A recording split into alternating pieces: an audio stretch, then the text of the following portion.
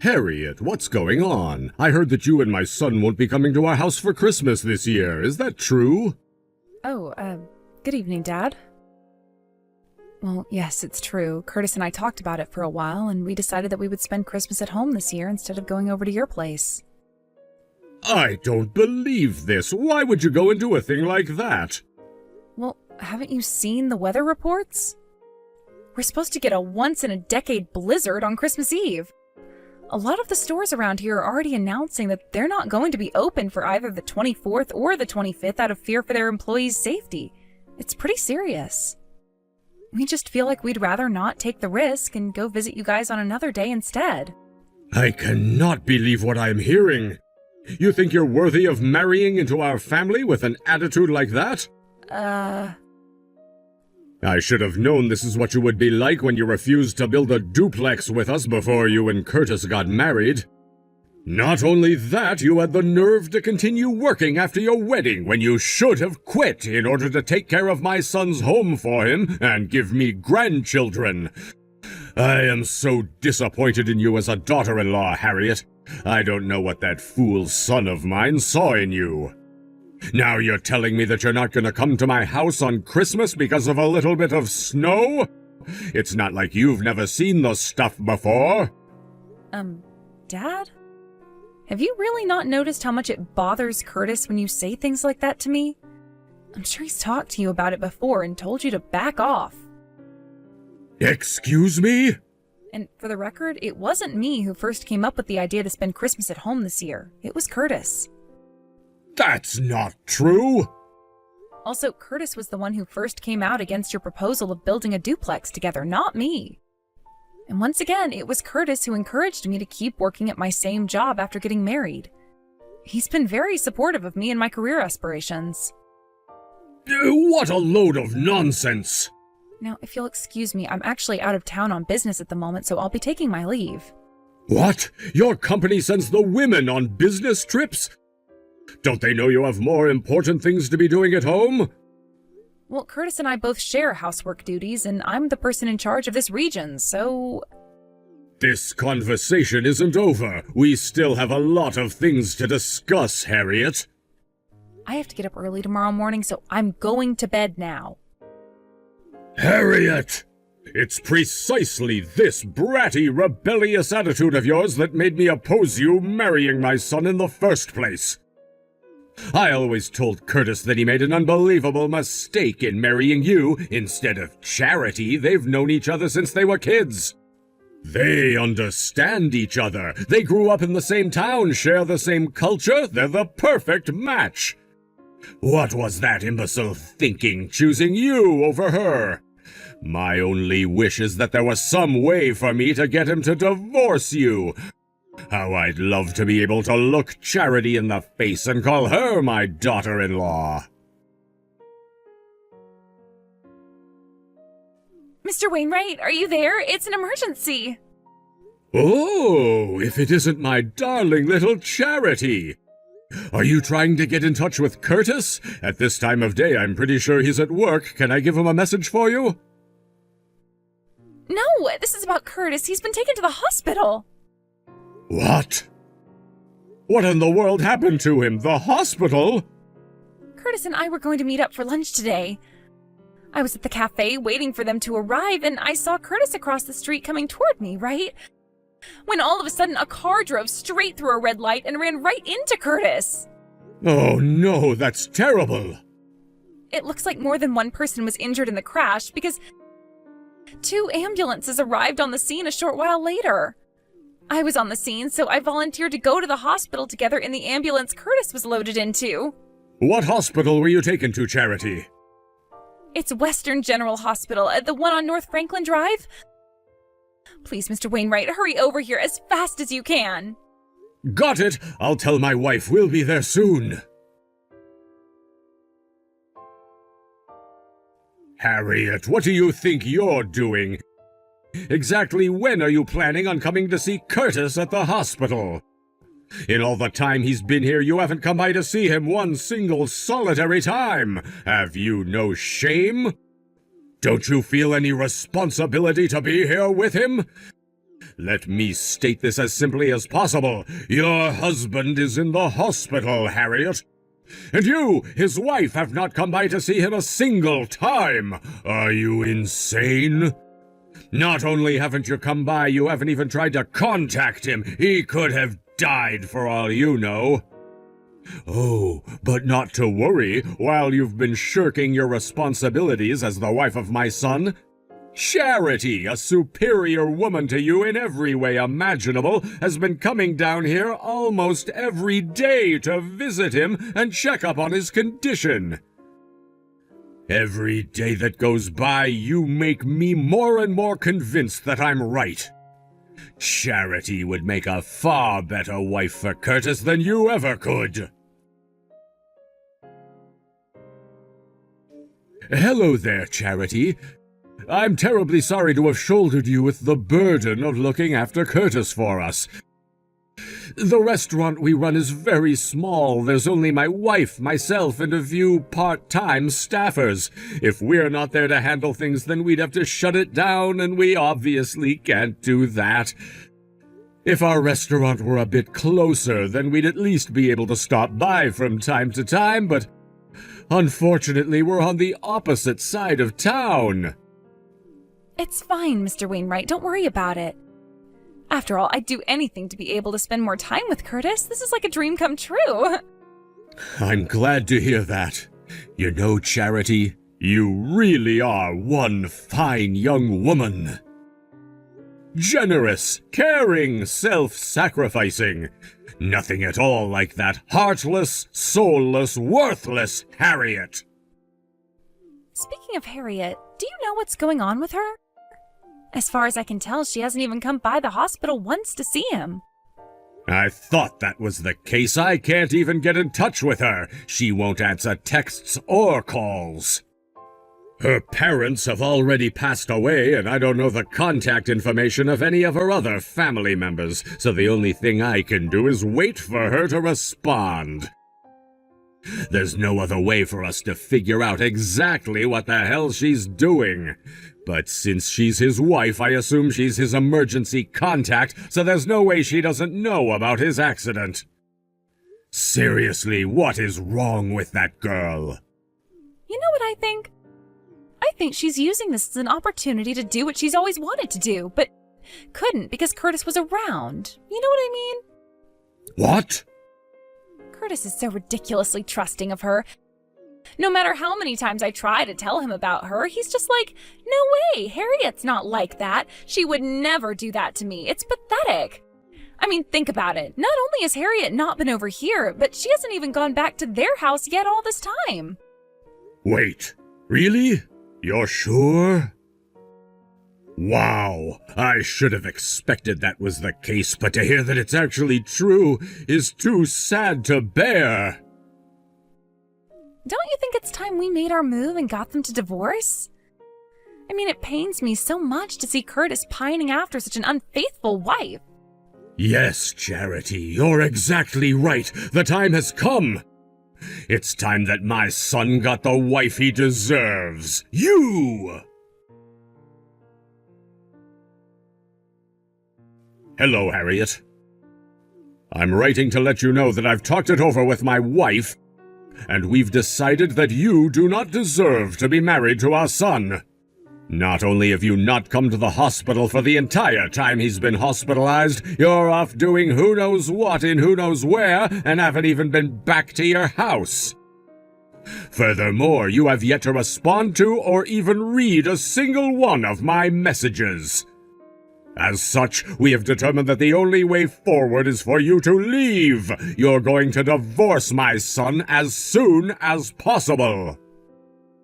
Hello to you too, Dad. I'm sorry it's taken me so long to get back to you. There you are. I suppose once I brought the D word into the picture, you realized I meant business. But you're too late, Harriet. There's no changing my mind now. My decision is final. Let's back up a bit, shall we? First order of business. I've been staying in the exact same hospital as Curtis this entire time. What? Wait just one moment. What do you mean you've been staying at the hospital? As in you've been renting a room nearby? No, I mean, I've been hospitalized. I was the other person injured in the crash involving Curtis. And the driver who ran a stoplight? You were? It looks like you're under a massive misunderstanding, so allow me to explain things from the beginning in the simplest terms possible. First, I was in the intensive care unit for the first few days of my time in the hospital. I've been cleared to leave the ICU and am now in a regular room, so I was finally able to get my phone repaired recently, which was heavily damaged in the crash. It just came back to me yesterday, but I suffered some serious injuries to my hands, so I haven't been able to type by myself. The messages that are being sent to you right now are being written by a friend of mine who came to see me today, as that's the only way I would be able to reply to you. But that doesn't make any sense. If you've been here this whole time, why hasn't Curtis said anything about it? He's had ample opportunity. Yes, well, there's a very, very good reason for that. Charity, who's been clinging on to Curtis like a fly in molasses since the time we were dating and sees me as her mortal enemy, has been in the room with him every day and practically never leaves his side. What? Charity? It also seems as though she's invited herself to stay at our home while she's here. If she knew that I was here at the same hospital, there is no telling what she might try to do to me in my current state. So he thought it would be best for me to just keep quiet about it. I asked the doctors to transfer me to a different hospital to avoid this problem, but they said there was no way they would be able to safely transfer me in my condition. So we went with Plan B. I asked the doctors to instead transfer me to a private room within the hospital and leave a standing order to refuse visitors without express permission from me. That's... By the way, the only reason I'm able to reveal this all to you right now is because Charity's parents have also arrived and they're keeping tabs on her for me. What? Her parents? I understand that Charity, when Charity told you about the accident, she told you that another driver ran a red light and struck Curtis as he was walking, is that right? But that's not what really happened. No, the truth is that while Curtis was waiting for the pedestrian stoplight to turn green, he was pushed from behind into the road, and that's when he was hit by that car. So the car wasn't at fault at all, it was the person who pushed him. What? You mean someone was essentially trying to murder Curtis? Who was it? Who's responsible for this? I'll see to it personally that they're brought to justice. It was Charity. Charity? In her defense, it seems that she was just so happy to see Curtis that she started sprinting towards him, and when she wasn't able to hit the brakes, she rammed right into him. Charity's on the small side, but an adult running at that rate of speed was enough to push Curtis off balance, so he fell face first into the road. That's unbelievable! There's more. I was actually with Curtis at the time of the accident. Oh? And because we were holding hands when Charity pushed him, I got pulled into the road right alongside him. I don't think what happens next needs any explanation, so I'll just skip that part. Yes, I think I get the picture. As for what happens next, I'll have to talk with Curtis about the details, but we're planning to file a police report. A police report? You mean you're pressing charges? We've been contacted by multiple witnesses who were there the day of the accident, so there's really no escaping this for Charity. She's the one responsible for what happened to us. I see. That's all the time I have to speak to you today. What? What's going on? Nothing, it's just that the friend who's typing these messages for me has to go to work tomorrow morning, so she's going home now. My intention was only to clear up any misconceptions you may have had about what really happened. We can discuss the more minor details at a later time, so we'll have to continue this conversation another day. Good night. Charity. I just spoke to Harriet. She told me about what really happened. If your parents are taking charge of you, I suppose you won't be able to respond to any of my messages. I can't believe it. It wasn't a car running a red light. You just rammed into Curtis so hard that he fell right into the road. I had such a hard time believing it that I talked to your parents directly and they confirmed that everything Harriet said was true. And to think I was trying to get Curtis to marry you. I had no idea you were such a psychopath. Oh, my dear God in heaven, this is absolutely terrible. Harriet, what's the meaning of this? Curtis said he's going to legally change his last name to yours? He even sent us a letter declaring that he no longer wants to have anything to do with us. He's disowning us as his parents. Please, Harriet, I'm begging you, you've got to talk to him. Do something about this. Talk some sense into him.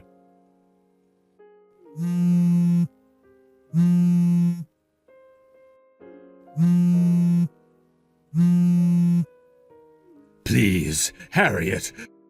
Curtis is my only son. I was planning on having him take over the family business, but now he's disowning me? What am I going to do? Look, I'll accept your marriage to my son. I'll accept you as my daughter-in-law. I'll accept you as part of the family. I'll even allow you to keep working, and you can go out of town on business as much as you'd like. Oh, and I'll also compromise and have you and Curtis do an 80-20 split on the housework. So please, you need to convince Curtis not to disown us and get him to reconsider changing his last name. He can't just get rid of his last name. That's my family name. When she read the letter, my wife was so shocked that she fell down and threw out her back.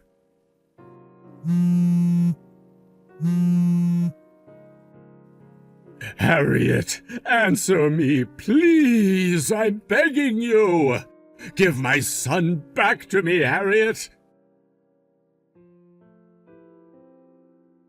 Soon after Charity's parents took custody of her, the friend who had been coming to the hospital to check on me stopped by our house to see what state she had left it in. I was not entirely surprised to hear that every single thing that had anything to do with me had been damaged or destroyed entirely. There was more than enough for my friend to realize that we would no longer be safe in our own home, cleaned up the mess and removed all of our valuables to a safe location. Additionally, she's also arranging for an apartment to live in temporarily until we can find a new house. Now, since Charity obviously has no money of her own, her parents ended up footing the bill for all the money she owed us to repair the damage she caused, as well as moving expenses. As I told my father-in-law, we also submitted a police report and are pressing charges against her for breaking and entering, property damage, assault, and a litany of other crimes. We won't be settling out of court with her under any circumstances. We're seeing to it that she's put away for a very, very long time. A few months after that, Curtis and I were finally released from the hospital. The same friend who helped us find a new apartment also assisted us in restarting our lives in a new location, including helping us secure jobs similar to what we were doing before at her company. Faced with the unmoving determination of his son to abandon the family business, his father made the heartbreaking decision to simply close down the restaurant that he had worked all his life to build into a successful venture. As for us, however, we finally found peace in our new lives away from all the deeply troubled people in our past. Babe, are you coming back from work soon? Well, considering I finish work at 6 every day, then yeah, I'll be back soon. Oh, that's good. Could you pop by the shops and pick me up a few things? The little man is seriously kicking up a fuss tonight, lol. I guess. What do you want? Well, some cheese and onion chips, some caramel ice cream, some pickles and pickled onions. I feel like I'm forgetting something. Well, I'm sure you'll let me know when you think of them. You always do. Huh? What's with the attitude? What attitude? Well, you just seem a bit, I don't know, annoyed with me? Have I done something? Oh no, you can never do anything. I mean, you're pregnant, so you get a pass on everything. Are you being sarcastic? Are you seriously that stupid that you can't tell when I'm being sarcastic? Jeez, get a grip, why don't you? But I don't get what's wrong. Why are you calling me stupid? Ugh, forget it. I'm just tired from work. I'll get you the things from the shop, but I might be a bit late as I've got a bit of overtime work to do. Oh, that's okay. I'll miss you until you get back, but me and the little man will be counting down the hours. Great. Can't wait to see you. Neither can we. Plus, that ice cream is literally calling my name right now. I can almost hear it, lol. Yeah. Okay, well, I'll see you later then. Brandon? Where are you? It's quite a bit later than I thought you'd be getting back by. Is everything okay? Jessica? What are you on about? It's not even that late. Why are you freaking out so much? It's just, I think my water's broken. Your what? Yeah, the baby is definitely on the way. Are you sure? I mean, it could be that thing, Braxton Hicks or whatever. That's when it's like false labor, right? Yeah, it could be that. I think I would know if I was in labor or not. The pain is almost unbearable. Plus, there's a big puddle on the sofa where I was sitting from where my water broke. You mean you ruined the sofa? Jeez, Jessica, couldn't you have picked a better place to do that? Now I'm either gonna have to have the thing dry cleaned or just throw it out completely. Way to go. A new sofa isn't cheap, you know. Seriously? I'm literally about to have a baby and you're freaking out over the couch? Well, it was a good couch. Whatever, Brandon. I need to go to the hospital right now. How far away are you? I'm still at work. I won't be able to get to you for like 30 minutes. What? Why are you still at work? I told you I had overtime to do. Well, I'm going to have to call an ambulance then. Look, just meet me at the hospital. I need to go right now. Sure. Brandon, where are you? I'm literally about to have the baby now. The nurse is about to take me to the delivery room. Brandon? Brandon, why aren't you here still? I've had the baby. It was a boy. I've named him Dylan. But you completely missed the birth. I needed you here with me and you weren't there. Brandon. Mom, I really need you here. Jessica, what is it? What's wrong? Oh, Mom. I went into labor. What? Why didn't you tell me sooner? I was just in so much pain. I wasn't really thinking straight. Me and baby Dylan are both okay. Healthy and recovering. Thank goodness. You did amazing, Jessica. Though I'm sure Brandon's already told you that. Make sure he looks after you properly. You're probably going to be on bed rest for the next few days, so he'll need to make sure you have everything you need to be comfortable. He's not here, Mom. What? Brandon never showed up at the hospital. I don't understand. Brandon said that he had to work overtime tonight, so he was at the office late.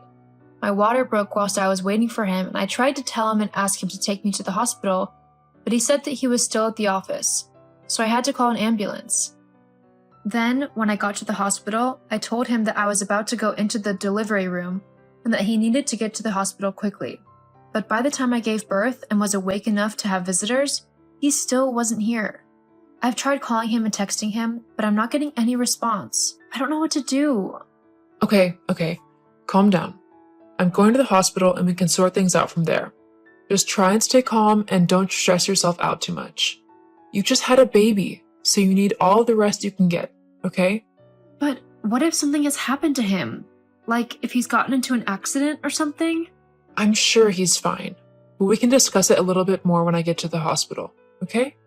Okay, but if he is okay, why isn't he here? I can't raise this baby by myself. I just know it will be impossible for me. You can do anything you set your mind to, and I will always be here to help you out. We can do this together, but we're jumping to conclusions. Let's find out what's happened to Brandon first before we go making any other plans, okay? Okay, I'll be there soon. I love you, sweetie. I love you too, Mom. Hey, Jessica. Brandon, are you okay? What happened? Where are you? Why aren't you here with me? Yeah, about that. Look, to be quite honest, when you said that you were in labor, I kind of freaked out. You freaked out?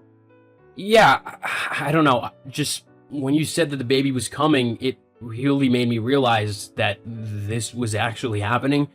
I was about to become a father, and I also realized that I didn't want that. Not yet, anyway. I'm so not ready to be a dad. I have so much more that I want to do with my life before settling down and becoming a father. Once I came to that realization, I just knew that I couldn't stick around. So I decided not to go to the hospital If I don't want to be a part of the kid's life, then I shouldn't have anything to do with him. You can't do that. You can't just decide that you don't want a kid and then abandon them. And me. I don't see why I can't. I mean, it's my kid, so if I don't want it, then I don't want it. There's nothing you can really do about that. You have a responsibility to me and this baby. You committed to having one. You can't just back out now. Well, tough. It's what I'm doing. Brandon? Besides, my girlfriend isn't a big fan of children, and she never dated me if she knew I had a kid. What? Your girlfriend? What are you on about? I'm your wife. Yeah, but with you being pregnant lately, you've not exactly been... Well, you know, and even if you were up for a bit of fun, you've been way too fat for me to be attracted to you. Why are you saying all of this? I thought you loved me. Well, you're wrong. I mean, we had fun, but then you got pregnant and everything just became too real. So I decided to find someone else. She's really great too, so just forget me and don't tell the kid about me either. I don't want him to know who I am. But... See ya, Jessica. Good luck with the baby. Brandon? Wait. Hey, is this Jessica? Hello? This is her. Who is this? It's me, your husband, you know, Brandon? Brandon? Jeez, it's been a while since I've heard from you. Yeah, I was just messaging because I heard about your father passing away. Sorry about that. Oh, thank you. Yeah, so how much has he left you? I beg your pardon? How much did he leave you in his will? Once your father passed away? I know you've come into a lot of money due to your father. I got nothing from it. Huh? What do you mean he left you nothing? He was loaded. He should have left you something. What does it matter to you? You wouldn't get anything anyway. Well, I'm your husband, so of course I'd get a half of whatever you get. It's just the way things go. No it isn't. Even if we were still married, you wouldn't get any of my inheritance. That would be mine to do what I want with. Besides, I wasn't left anything. He gave everything he owned to my mom. What? Well, my mom and Dylan. I asked my dad to leave whatever he would give me to my son. He's going to need all he can get, and I am more than happy to give him everything I can. Well then, I should get half of everything Dylan has, especially considering I'm his father. You're not his anything. You lost every right to call yourself anything to him when you abandoned him. But... No. Just because you've come sniffing around for some money and you've been told no, you have no right to get upset. Now, I'm going to go. I have to pick Dylan up from preschool. Hang on, we're not done talking yet. I know that you're lying to me. No father would leave their daughter with nothing. Now, I need that money. My girlfriend, you know, the one I was seeing? You mean the one you were cheating on me with? Whatever. Anyway, she found out that I have a kid and she was not happy. Hang on. Was that the person who messaged me a couple weeks ago? She was so vile. She kept going on and on about how I was a bad person and how I had ruined her life and things like that. I mean, honestly, she was acting as if I was the other woman who had ruined her marriage with you or something stupid like that. She even dared to try and talk about Dylan and disrespect him. Obviously, I was not going to let her do that. I ripped into her and told her to never talk to me ever again. Oh, so you were the one who was horrible to Katie. God, I'm glad I left you considering that's your true attitude. A vile woman. No, that would be your girlfriend. Katie, was it? She was the one who was horrible. I was only defending myself and my son. Look, it doesn't matter. After finding out I have a kid, Katie decided to literally clean me out. She took all my money from my bank account and ran away. Now I have no clue where she actually is and I have no money to live off of. So that's why you need to give me your inheritance. Oh, wow. Well, whilst that's a very sad story for you, it's not my problem. You were the one who wanted to be with that woman. So you have to deal with the consequences of being with her. Sucks for you, but oh well. That's it? You're just gonna say, oh well, and not even help me out? Pretty much. I like to think of this as karma. You cheated on me and then abandoned both me and Dylan. Now you're getting your karma for doing that. But I... Anyway, I've really got to go now. Dylan will be waiting for me. Good luck with your money problem. See ya. Oh, and don't bother messaging me again. I won't answer any more texts from you. Goodbye, Brandon. After being unable to locate Katie, Brandon tried to take my money yet again. However, because we had been separated for so long, he had no right to claim anything of mine, even if he decided to go to the courts. Looks like karma has definitely come back to get him. As for me and Dylan, we've been doing really well. We had to stay at my mom's house for a little bit whilst I got some money saved up. Eventually, I was able to move us into a new house which fits all of our needs. Dylan is really excelling in his preschool, and I am incredibly happy with how our lives have turned out. It's not easy being a single mom, but I love Dylan and I would do anything in the world for him.